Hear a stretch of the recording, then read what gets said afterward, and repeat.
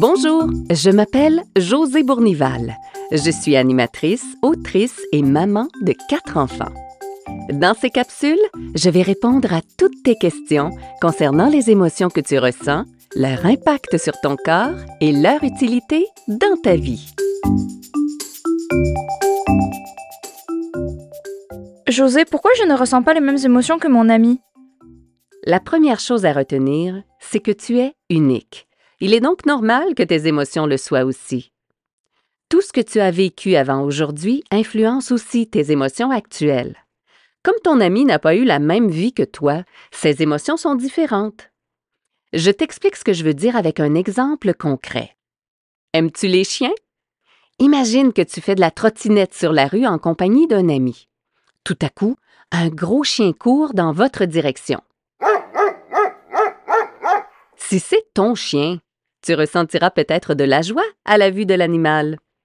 Un autre enfant, ton ami par exemple, pourrait avoir très peur et figer sur place. Peut-être que lui a déjà été attaqué par un chien dans le passé et la situation actuelle réveille ce mauvais souvenir. Tu vois, le même événement peut générer de la joie chez une personne et de la peur chez une autre à cause de ce qu'elles ont vécu avant. Nos tempéraments y sont aussi pour quelque chose. Imagine un papa positif et calme de nature, tandis qu'un autre est plus anxieux et prudent. Si leur petite fille rentre à la maison avec un genou écorché, le premier papa fera peut-être simplement un câlin et proposera de nettoyer la blessure. Le deuxième papa s'énervera peut-être parce qu'il s'imaginera qu'elle aurait pu se faire encore plus mal. La différence d'émotion s'explique par les tempéraments opposés des deux parents.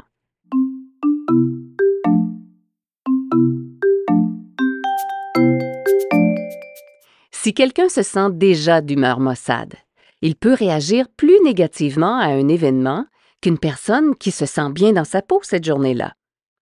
Imagine que tu rentres à la maison en compagnie de ta petite sœur. Toi, tu as eu une belle journée à l'école. Tu te sens bien. Ta sœur, elle voulait jouer au bloc à la garderie, mais un ami a détruit sa tour.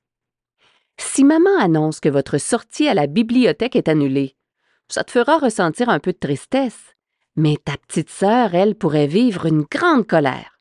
Elle gardait déjà beaucoup de colère à l'intérieur d'elle-même et la nouvelle de maman fait exploser son émotion.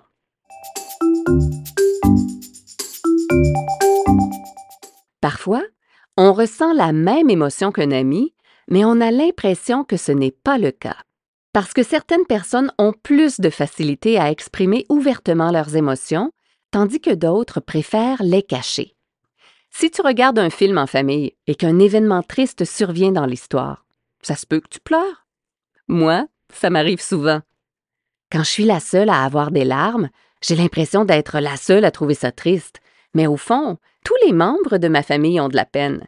C'est juste que chaque personne exprime sa tristesse différemment. Les attentes qu'on a face à un événement influencent aussi nos émotions.